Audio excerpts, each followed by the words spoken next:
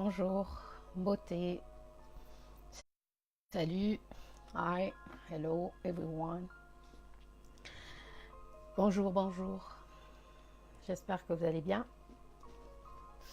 Beauté Nabinunioso. Bonjour à tous et tout. Boye Malam, le temps que vous puissiez arriver, le temps que vous puissiez me rejoindre.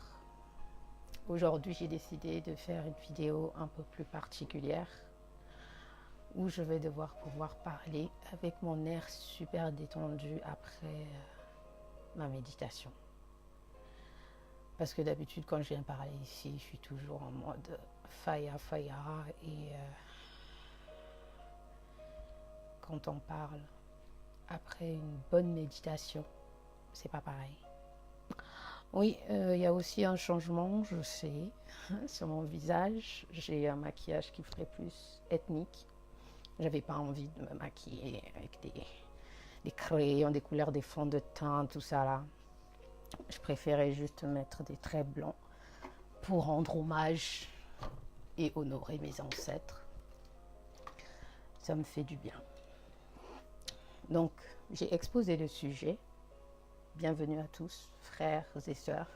C'est votre sœur Kamit. Vous viendrez retrouver peut-être cette vidéo. Je vous souhaite de la regarder du début jusqu'à la fin. Aujourd'hui, je ne resterai pas si longtemps que ça en direct. Je compte rester juste le plus moins longtemps possible.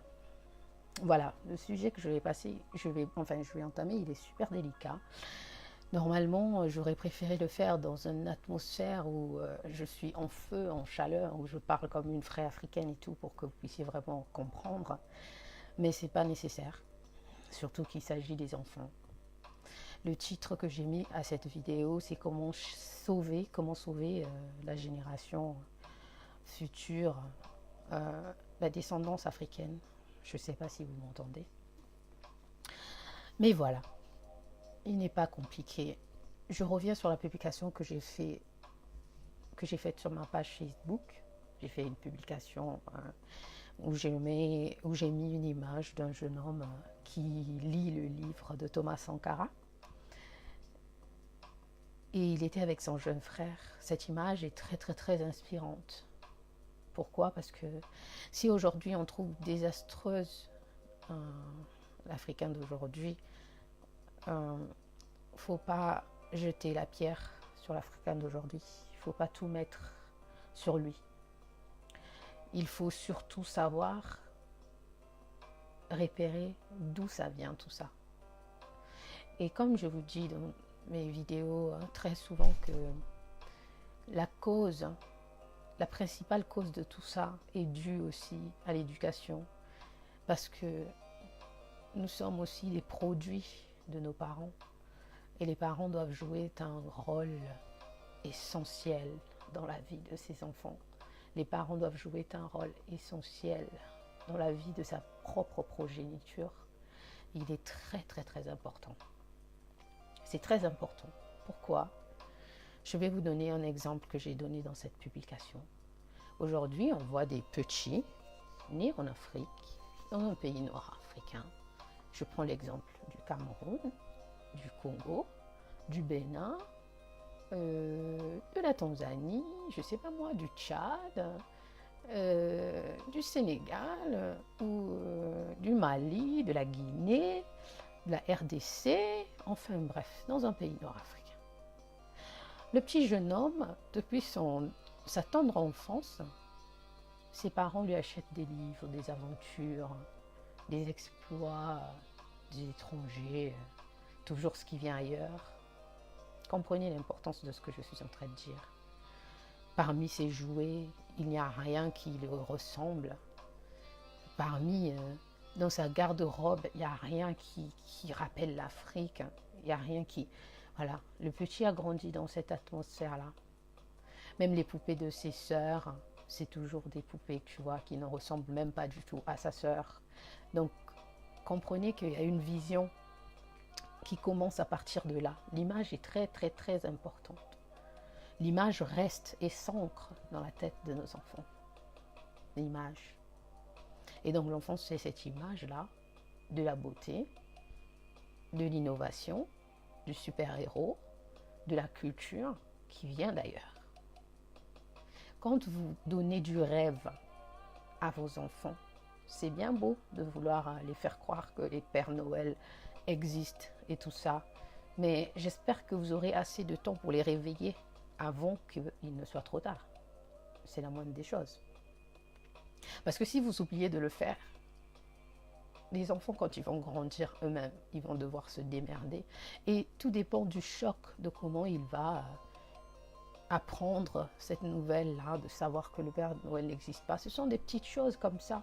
Vous pensez que ça n'a pas d'importance, mais si, ça a de l'impact de savoir que ses propres parents les auraient mentis, même si les enfants africains sont super forts comme on le croit et tout, mais il arrive que ça agit psychologiquement dans la conscience des enfants avec le temps et dans leur vie entière. Ça a des conséquences graves que c'est à nous, en fait, de pouvoir réaliser. Je vais éviter de parler des problèmes, je vais plutôt vous apporter des solutions, partager des solutions qui sont très importantes et non négligeables, que je suggère que vous puissiez partager la vidéo par la suite, car elle est très importante, cette vidéo, et il est très important ce que je suis en train de dire, c'est pas négligeable. Donc si on continue dans l'histoire du petit qui a grandi comme ça, en voyant que toutes ces choses qui viennent d'ailleurs, en voyant la beauté que dans tout ce qui n'est pas le sien, que ce soit des livres, que ce soit ses jouets, tout parle et montre l'image d'une culture qui vient d'ailleurs. Alors si ses parents à lui-même lui offrent ce genre de choses, pour lui, dans sa tête, il se dit que ça a de l'importance, c'est ça qui est beau, c'est ça qui est réel, c'est ça qui est magnifique. L'enfant grandit avec une image qu'après, elle se demande plus tard, c'est quoi la beauté? Où se trouve la beauté? Où se trouvent ceux qui arrivent, ceux qui innovent, ceux qui réussissent? Ça donne des envies d'aller vers cet univers qu'on trouve et qu'on pense être le meilleur. Mais pour l'Afrique, on a besoin des Africains. On n'a pas besoin que tous les Africains ils sortent de l'Afrique et qu'ils aillent ailleurs. On a besoin que les Africains ils restent en Afrique, ils innovent en Afrique, ils créent pour l'Afrique. Mais si tout le monde veut aller là où ils pensent que c'est meilleur et tout, comment voulez-vous, qui voulez-vous qui travaille pour que les choses avancent? Je vais prendre l'exemple, excusez ma détente, je suis vraiment très détendue, je fais de la méditation, ça fait du bien. Donc je vous dis, je prends l'exemple sur la société, sur l'économie. Vous voyez comment ça fonctionne, l'économie, je vous en ai parlé dans la vidéo précédente. Comment l'économie, elle tourne. Les gens se plaignent des galères, oui c'est vrai, des souffrances, oui c'est vrai, des faim en Afrique, oui c'est vrai, des conditions en Afrique, oui c'est vrai. Tout ça, c'est la vérité. Mais qu'est-ce qu'on fait? On regarde et on se plaint. On sait comment ça fonctionne notre économie, n'est-ce pas? L'argent ne reste jamais en Afrique. On a besoin des gens qui innovent, qui créent, au lieu d'aller tout le temps acheter à l'étranger, d'aller prendre chez les autres. Et le concept le plus difficile que je n'arrive pas à cerner, c'est que l'Afrique est le producteur. D'accord? L'Afrique est le producteur. Il produit par exemple le cacao, le beurre de karité, du jojoba, en fait toutes ces choses-là, du pétrole, du coltan, des minerais, de l'or, des diamants. D'accord? Tout ça, ça vient du sol africain. Quand la matière, elle est brute. C'est d'autres personnes qui vont quitter ailleurs, qui vont connaître l'importance de ces matières-là. Ils vont venir les acheter. Je prends un exemple simple, 1000 francs CFA. C'est rien. Ils achètent à 1000 francs CFA. Ils vont chez eux, là où la monnaie elle est plus développée, là où le commerce est équitable. D'accord? Ils vont transformer la matière et revenir la vendre aux Africains. Donc les Africains dépendent d'eux. Si eux, ils ne vont pas transformer la matière, parce que eux, ils ont des appareils, parce que eux, ils ont des gens qui peuvent faire, parce que eux, ils ont des gens qui peuvent transformer. La matière, elle arrive, elle va coûter 100 fois plus cher que le prix d'achat, ou 10 fois plus cher que le prix d'achat local. Alors pourquoi ne pas produire? Pourquoi ne pas transformer? Tout se transforme. Rien ne se perd. Tout se transforme. Et donc aujourd'hui, si la mentalité nouvelle africaine est de partir ailleurs, d'aller faire pour ailleurs, c'est pour ça que vous voyez qu'on n'a personne pour venir travailler pour l'Afrique. Sauf au moment où il y en a qui commencent à se réveiller, ils en ont conscience et ils ont compris par eux-mêmes qu'ils en ont marre. Et tout ça commence par l'éducation, depuis le bas âge. Rien ne se perd, tout se transforme. Et quand on dit qu'on a besoin des entrepreneurs en Afrique, c'est beau de vouloir dire des entrepreneurs, dire ça comme ça. On a besoin des entrepreneurs. Mais l'entrepreneuriat est un domaine ou un statut dans lequel quelqu'un exerce une fonction. L'entrepreneuriat n'est pas une fonction toute simple. Et si vous n'expliquez pas aux enfants quel domaine de l'entrepreneuriat il faut entreprendre, il va se dire entreprendre, c'est bien d'entreprendre, tout le monde peut entreprendre, mais dans quoi? Il faut savoir qu'on a les priorités. L'Afrique a besoin d'évoluer dans les domaines où, surtout dans les domaines industriels. L'Afrique est riche dans les domaines. Il faut choisir les domaines que tu sais que ça peut te rapporter. Ça va transformer la vie. Ça va apporter quelque chose au pays. Oui, si aujourd'hui nous commençons à nier notre nourriture, à regarder le manioc de travers, comme s'il était n'importe quoi. Moi, je ne mange pas le manioc, je ne mange pas le foufou. C'est quelqu'un qui va quitter à l'étranger, qui va venir comprendre, qui a étudié, qui va venir comprendre que dans le manioc se trouvent des nutriments, des vitamines et tout ça, toutes ces petites choses bénéfiques. Lui, quand il va transformer la matière, la multiplier, te faire du manioc en chips, en poudre, voilà, transformer le manioc que nous connaissons, que nous mangeons à la même façon depuis l'éternité. Cette personne va la modifier et se faire des sous. Demain, on commence à réclamer et commencer à dire que c'est comment on dit déjà, de l'appropriation culturelle. Ce monde, tout le monde cherche des idées du génie. Donc, si aujourd'hui nous sommes en manque des génies, c'est parce qu'on a mal préparé la génération précédente. Et la génération qui arrive, c'est de notre devoir de pouvoir faire quelque chose et d'aider la génération qui arrive, de les motiver, bonjour, de les donner plus d'idées, de les donner plus de motivation. Et nous avons les priorités. Ce qui m'étonne, c'est de voir qu'aujourd'hui, quelqu'un qui est en Afrique va acheter des choses, de quoi se manger, de quoi nourrir sa famille, qui est exporté et qui vient d'ailleurs avec plein de produits chimiques à l'intérieur, de conservation, le temps que ça arrive, alors que c'est des choses qu'on peut produire sur place chez nous. Et notre gouvernement, ils sont là en train de mener la chaleur, le feu aux gens qui produisent sur place. Les paysans, ils sont en train d'aller les prendre leur terrain, ceux qui cultivent encore la terre. Mais attendez, on a besoin d'eux. Rien ne se perd, tout se transforme. On a beaucoup de matières chez nous qui peuvent être transformées et apporter beaucoup plus qu'on ne peut l'imaginer. Je suis en direct. Je te l'ai dit d'ailleurs. Et voilà. Qui peuvent se transformer d'une façon. Veux-tu fermer la porte, s'il te plaît? Merci, c'est gentil. Qui peuvent se transformer et devenir des matières plus bénéfiques. Par exemple, dans un produit alimentaire, on peut la transformer. On peut retirer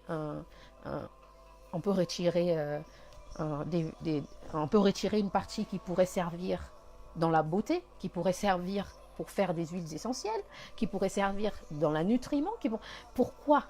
Voilà. Donc je vais revenir à mon sujet. C'est à nous de préparer notre génération d'aujourd'hui. Achetez-leur en tant que mère des livres, des bouquins qui parlent des héros africains. Au lieu d'aller leur acheter tout le temps que des livres, des bouquins qui parlent des héros venus d'ailleurs. Pour un enfant qui est en Afrique, tu lui fais rêver des choses qui se passent en Amérique. Où veux-tu qu'il puisse vouloir aller demain? Aux États-Unis. Quand il regarde, je ne sais pas moi, Superman, il va vouloir partir aux États-Unis, lui, pour aller faire le Superman aux États-Unis. En attendant, on a perdu un pion pour l'Afrique. C'est ça, en fait, ce que nous donnons à nos enfants. Et puis, si aujourd'hui nous nous plaignons pour voir comment les enfants sont en train de se décaper la peau, sont en train de vouloir toujours ressembler à l'être venu d'ailleurs, et voir que les Africains commencent à s'y mettre dans des trucs genre de la chirurgie, et les gens de l'ancienne époque sont en train de trouver ça absurde. Mais excusez-moi, tout ce que les gens font à l'extérieur, c'est en fonction de l'Afrique. À l'époque, on se moquait de nos lèvres. Aujourd'hui, en Occident, toutes les femmes, presque pas toutes, certaines commencent à vouloir se faire refaire des lèvres et avoir des lèvres pulpeuses. Et pourtant, avant, on se moquait de nos lèvres. Vous êtes rentrés dans le jeu. À l'époque, on se moquait de nos fesses. Apparemment, nos femmes avaient des énormes fesses. On en voit aujourd'hui beaucoup aller se faire des poches, pour se faire des faux fesses, des botox et tout ça. Et les seins, c'est pareil, j'en passe. J'en vois des gens crêper leurs cheveux pour avoir une touffe afro. Et j'en vois même des gens bronzés à tel point de devenir noirs. Si nous-mêmes, nous n'éduquons pas nos enfants en leur transmettant l'amour propre, l'amour de soi, l'amour propre de soi, de s'aimer tel qu'on est et de se trouver beau, ça commence par quoi? Ça commence depuis qu'on est enfant dans la maison de ses parents. Si aujourd'hui tu offres à ton enfant quelque chose de très symbolique, une simple poupée, pour l'enfant, cette poupée, elle est belle, elle est magnifique, c'est beau cette poupée. Donc ça, c'est l'image de la beauté. Cet enfant à qui tu offres cette poupée est noir, noir comme moi, ou bien pire que moi. Tu lui offres une poupée qui est censée pour elle représenter une image de la beauté, qui est blanche plus que blonde. Comment veux-tu qu'elle se trouve belle si sa propre mère lui pense que la beauté, c'est ce qu'elle vient de lui offrir? Non seulement l'erreur est d'aller enrichir l'économie étrangère, parce que déjà en achetant cet article-là qui n'a rien à voir avec la culture africaine, déjà tu vas faire entrer l'argent ailleurs. Et en plus, tu vas acheter quelque chose qui va venir détruire le cerveau de ton enfant depuis le bas âge, le préparer. Quand cet enfant va grandir, elle va se dire que moi, je ne me trouve pas jolie. Je n'ai pas assez de longs cheveux. Je ne suis pas assez claire. Elle va les éclaircir la peau. Et puis voilà les conséquences de ce qui arrive aujourd'hui. Ça commence depuis le bas âge. Si un enfant, même si c'est un noir qui vit en Europe, aux États-Unis, en Australie, c'est un Africain.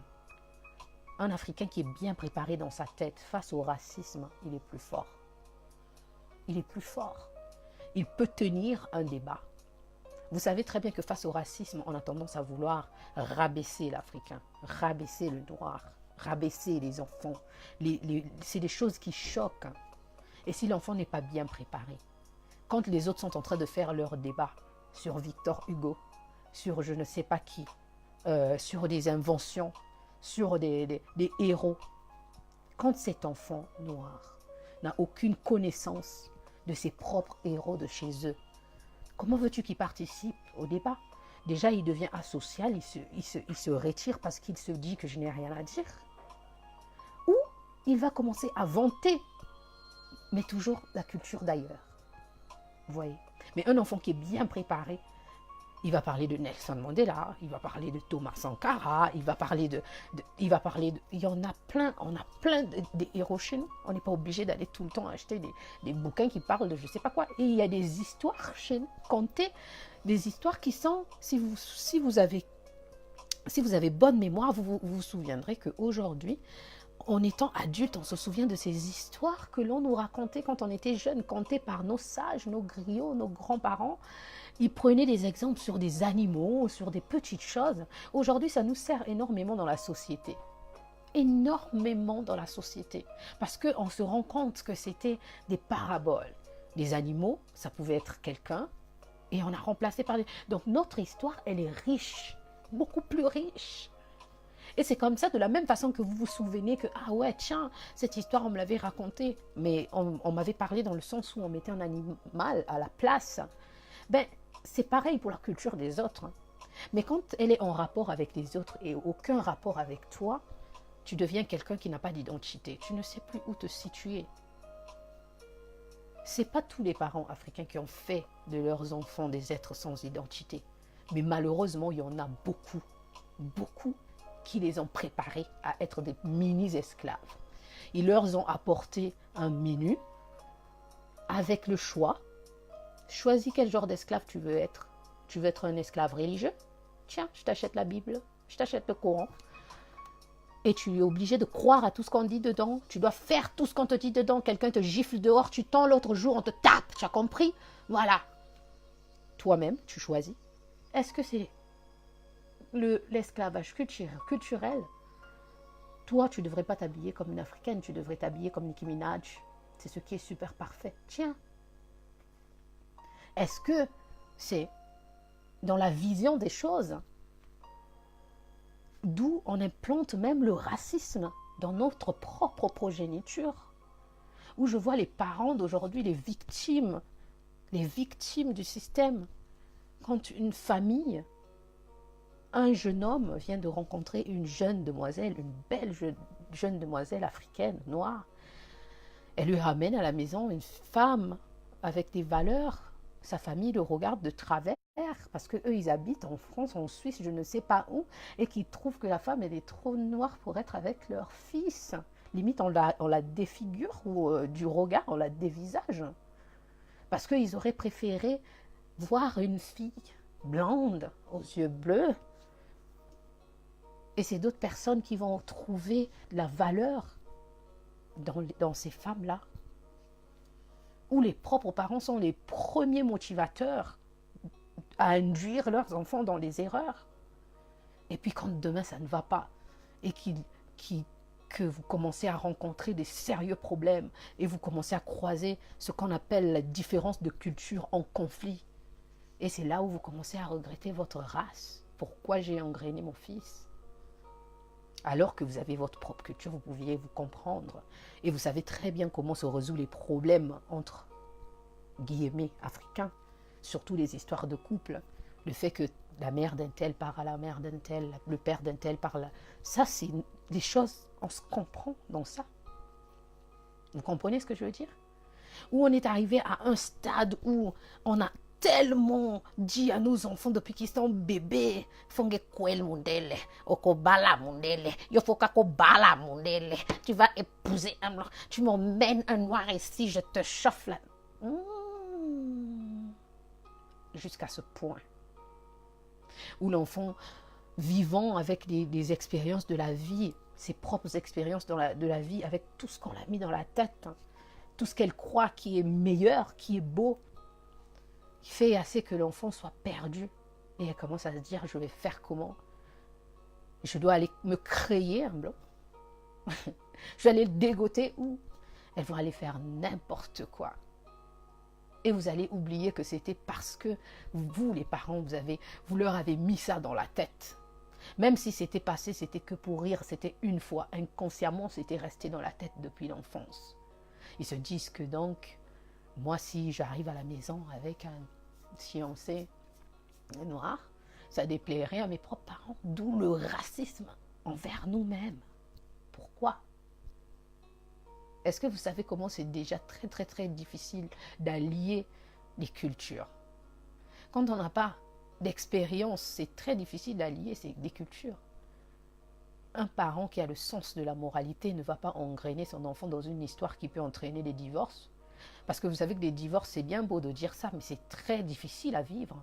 C'est des expériences qui sont très douloureuses. C'est pas un mot. C'est pas parce qu'on a l'habitude de voir les gens divorcer et puis 5 ans plus tard se remarier, que ça veut dire que pendant ces 5 ans, ils ont vécu des périodes faciles à vivre. C'est pas du tout évident. Donc c'est à nous de préparer notre progéniture de demain. Imaginez que tous les Africains, tous les Noirs, ils commencent à délaisser les leurs. Ils vont toujours vers ailleurs. On irait vers la perdition, la fin de la race noire, la fin de l'homme noir, pardon. Si toutes les femmes noires vont chercher les femmes étrangères, tous les hommes noirs vont chercher tous les hommes noirs vont chercher les femmes étrangères, toutes les femmes noires vont chercher les mecs étrangères, il restera qui? Qui vont nous reproduire? On va devenir un continent du métissage. Il n'est pas question du racisme, il est question de valeur. Il vaut mieux que ces choses-là soient un choix personnel pour l'enfant, plutôt que des choses imposées indirectement par ses propres parents. Et l'avenir de demain, quand je dis que c'est à nous de les sauver, c'est que les petits-enfants que vous avez chez vous, dans votre quartier, vos cousins, vos nièces, la façon dont vous êtes en train de les éduquer aujourd'hui, c'est ce qui va déterminer ce qu'ils vont être demain. Si vous leur éduquez avec un grand manque de confiance en eux, demain ce seraient des êtres perdus. Ils vont avoir du mal avant de se retrouver. Ils vont souffrir pendant longtemps. Ils vont vivre des expériences dures. J'espère même qu'ils auront la force de ne pas faire comme les autres, se suicider ou passer de l'autre côté et devenir des voyous. Parce qu'une personne sans identité est une personne sans valeur, est une personne sans conscience, est une personne qui ne se connaît pas lui-même et qui ne se reconnaît même pas lui-même. Pourquoi faire des humains qui arrivent devant les miroirs tous les jours, ils ne se reconnaissent pas, ils ne s'aiment pas? Et ça, c'est l'Africain d'aujourd'hui. Si nous voulons créer à nouveau, nous voulons revoir, parce que vous savez la phrase que j'adore de Barack Obama, c'est quand il a dit « Vous pouvez être le changement que vous aimeriez voir demain. Vous pouvez être le changement que vous souhaiterez pour demain. » Donc, c'est bien beau d'espérer sur demain. Demain n'est pas encore arrivé. C'est aujourd'hui que nous devons faire des choses pour que demain il soit meilleur. Il est bien beau. La meilleure façon d'investir pour demain, c'est de le faire maintenant et aujourd'hui. Si on veut revoir nos Africains guerriers, comme ils les ont été, comment nos parents, nos grands-parents ont été, des vrais guerriers qui ont subi des coups de fouet et qui sont restés hommes malgré eux, parce qu'ils étaient préparés, ils connaissaient leurs valeurs. La seule bêtise dans laquelle ils se sont engrainés, c'est qu'ils se sont laissés enduber. Ils ont laissé rentrer le diable dans leur maison. Mais c'était des vrais hommes, nos arrière-grands-parents. Et vous pensez que c'est impossible de retrouver cette génération? La bêtise africaine est qu'après la colonisation, au lieu de continuer sur leur voie, ils se sont tournés vers la voie des oppresseurs.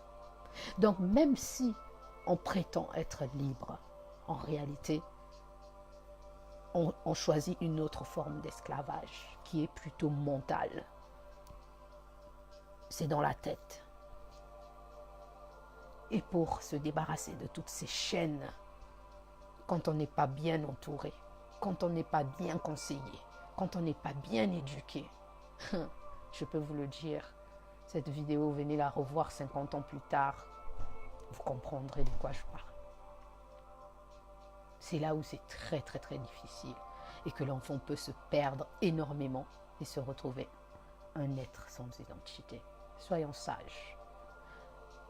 Notre culture, c'est la meilleure au monde. Laissez-moi vous dire.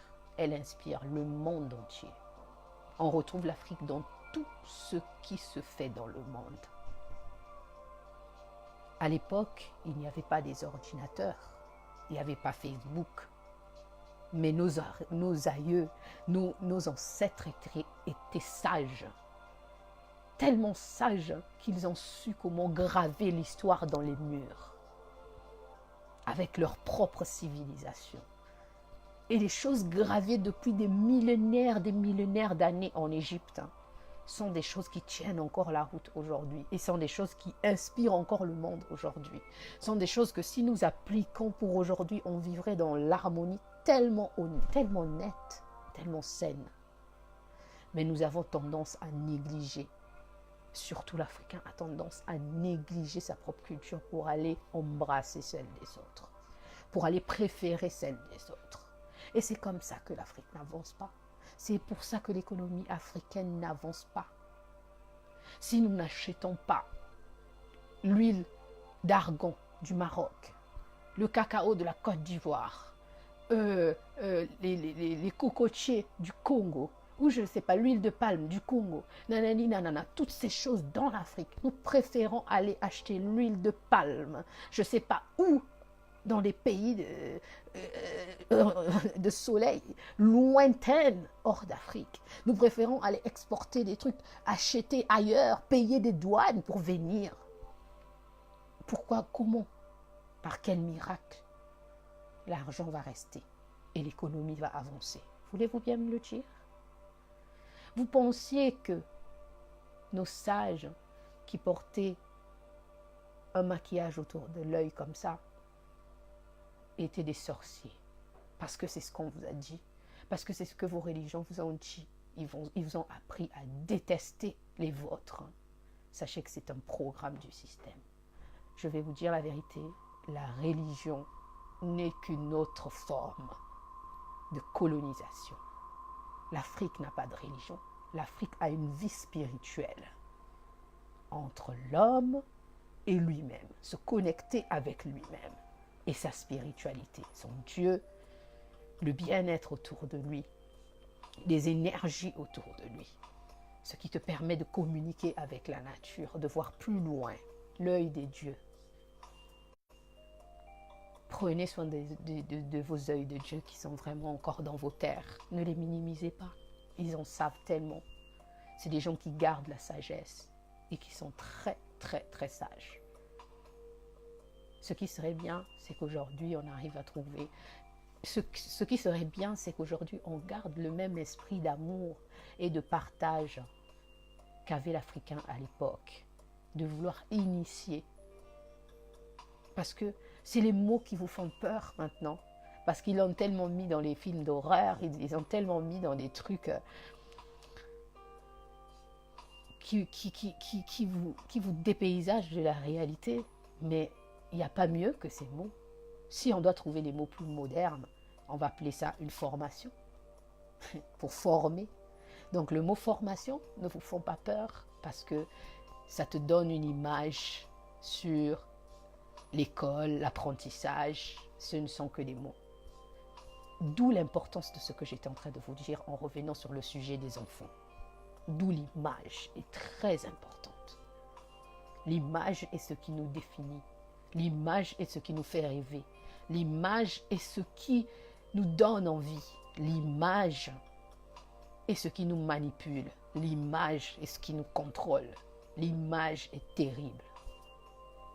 Donc depuis le bas âge, quelle image voulez-vous que vos enfants voient quand ils se regardent dans le miroir? Je souhaite pour l'Afrique de demain que tous les petits Africains devant les miroirs qu'ils voient des divinités, des beautés, de la potentialité en eux, qu'ils se voient en tant que grand homme, innovateur, créateur, ce qu'ils sont. Et non que quand ils se voient dans les miroirs, ils voient une image qui l'embête, qu'ils n'aiment pas, qui le désespère même, et qui souhaite devenir quelqu'un d'autre. Attention. Attention. Tout est dans la façon de faire des choses. Si nous voulons sauver la génération de demain, c'est tous ensemble, petit à petit, en sachant ce que nous avons à faire. Si chacun fait bien son travail avec sa propre touche de personnalité, on continuera à élever des êtres magnifiques, forts, brillants, qui ont confiance en eux. Et c'est comme ça que vient la confiance dans la tête d'un enfant.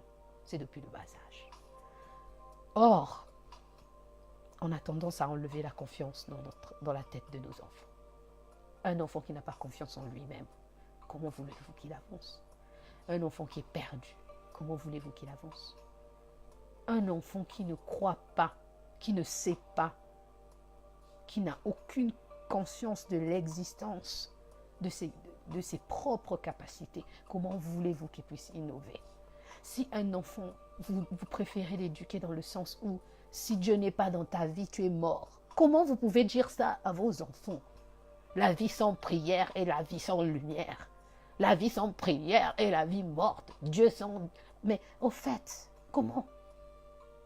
Comment vous pouvez choisir les phrases les plus désespérées de la vie et les mettre dans la tête de vos enfants depuis le bas âge?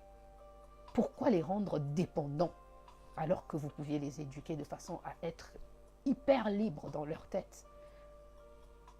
Si vous commencez à les faire dépendre de la religion, de la culture des autres, des choses venues d'ailleurs, sans ça, s'ils n'ont pas ça, s'ils ne réussissent pas à atteindre ce que pour eux, vous leur avez fait croire que c'était mieux, c'était meilleur, ils vivront comme des personnes, ils penseront qu'ils sont sans but, ils penseront qu'ils sont sans avenir, ils penseront qu'ils ne réussissent pas.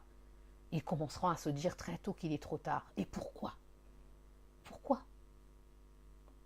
Ne commettons pas l'erreur qu'ont commis nos parents. La génération la plus pourrie était celle de nos parents parce que c'était eux les plus manipulés. La génération du XXe siècle, il y a eu des gens qui se sont réveillés un peu. Du XIXe siècle, mais je peux vous dire, la génération du XVIIIe et du XVIIe siècle, ceux qui ont vécu vraiment le vrai esclavage, c'était les générations de guerriers. Parce que c'était des gens qui étaient fiers de porter les noms africains. C'était des gens qui étaient fiers de s'appeler Issali, Nkongo, Mobutu, Malolo, Tuku, Kama, Shakasa, des noms chelous. Ils étaient fiers. Et personne ne pouvait leur enlever ça. Ils étaient fiers de leur scarification. Quand ils se tenaient debout, ils frappaient les torses. Ils se trouvaient beaux. Ils étaient fiers de leurs exploits. Donc, quelqu'un venu d'ailleurs ne pouvait pas venir les enlever ça comme ça de la tête. Il a failli les torturer, les faire souffrir, les inculquer ça dans le cerveau pour qu'eux, ils préparent les générations de nos parents à être comme les gens venus d'ailleurs ont souhaité. Et voilà, on en paye les conséquences. On peut être également française, italienne, suisse, américaine, australienne, océanienne, asiatique, noire, ayant sa propre culture, fière d'avoir la culture africaine. On peut. C'est notre identité. Elle ferait de nous des personnes plus saines, plus clairvoyants, sachant ce qu'ils veulent, sachant où ils vont et sachant ce qui est bien pour eux. Ainsi, nous pourrions voir un grand changement chez nous, dans nos pays d'origine en Afrique. Ainsi, nous pouvons voir les enfants se motiver à vouloir faire comme Nelson Mandela. Ainsi, nous pouvons voir des enfants motivés à vouloir être plus grands, comme des Ray Charles, enfin, toutes ces grandeurs, mais africaines et pas d'ailleurs. Ainsi, nous pourrions créer nos propres héros, nos propres innovateurs, les enfants qui savent qu'en transformant telle ou telle matière que nous avons l'habitude de manger, que d'une seule façon dans la vie, on peut obtenir plusieurs matières et qui pourront servir pour notre économie, pour notre santé, pour notre bien-être. Dans quel domaine de l'entrepreneuriat il faut en priorité en Afrique C'est beau de vouloir leur dire, on veut des entrepreneurs, ne faites pas la politique, mais l'entrepreneuriat, ce n'est qu'une orientation, un domaine comme ce n'est qu'une identification professionnelle. Ce n'est pas une catégorie précise, un domaine précis, quoi. Dites à vos enfants qu'ils peuvent le faire, qu'ils peuvent y arriver, qu'ils peuvent changer les choses. S'ils n'aiment pas voir comment leurs parents souffrent, ils peuvent améliorer le lendemain.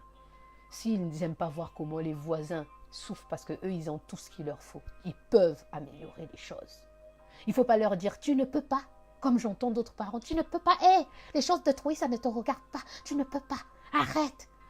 Toi, tu veux qu'on puisse te tuer ici? Tu connais comment les parents sont les premiers à inculquer la peur dans l'esprit de leurs enfants, alors qu'ils sont censés être des vaillants guerriers.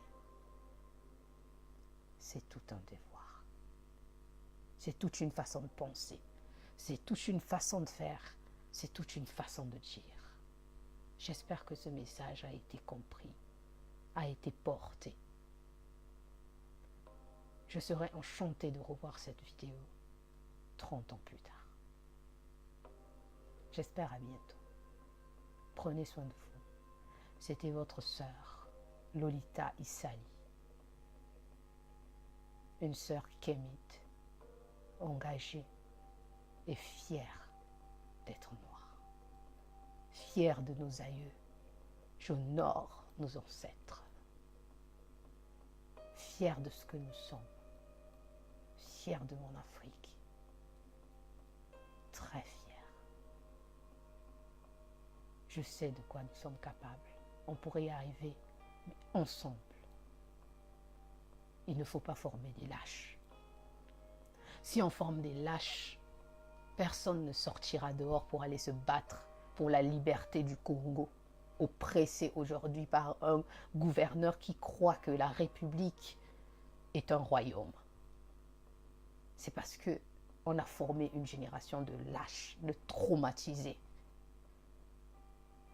Les parents n'ont pas appris à leur enfant qu'un traumatisme est un sentiment qui peut passer, qu'on peut surpasser, qu'on peut guérir, qu'on peut passer à autre chose et que la vie doit continuer. Ils ont préféré laisser leur enfant dans la terreur. Eux-mêmes, ils leur ont encore inculqué de la terreur en leur rajoutant les valeurs du genre ne faites pas ci, ne faites pas ça, n'essayez même pas de faire comme ci, comme ça, si vous voulez vivre, si vous voulez mourir. Non. On est dans un ère de droit, de loi. Si on ne peut pas les appliquer nous-mêmes, comment vous voulez que les choses évoluent et changent? Si on espère mériter le droit, il y a la loi. Si les personnes qui sont au pouvoir ne respectent pas la loi, il est de notre devoir de les faire virer sans pitié et de remplacer les gens qui viendront faire respecter la loi. Et cela n'arrivera que si nous formons des êtres capables d'avoir confiance en eux, des êtres qui savent qui ils sont, des êtres qui connaissent leurs valeurs, des êtres qui sont fiers de leurs origines, qui sont fiers de ceux qui sont tels qu'ils sont, comme Dieu les a créés, comme ils sont nés, comme leurs parents leur ont fait venir sur terre. Des êtres qui auront la motivation de vouloir être le changement qu'ils veulent voir aujourd'hui. À très bientôt. Prenez soin de vous. Mais surtout, prenez grand soin de vos enfants. Faites bien attention à ce que vous leur dites. Vérifiez les informations. Attention aux religions. Attention, attention, attention. C'est une arme que même aujourd'hui, rappelez-vous comment vous êtes tellement manipulé au point où vous luttez contre vous-même. Vous luttez contre vous-même. Donc les chaînes ne sont pas physiques. Ils sont mentales et spirituelles. Paix sur vous, mais surtout, méditez beaucoup. À bientôt.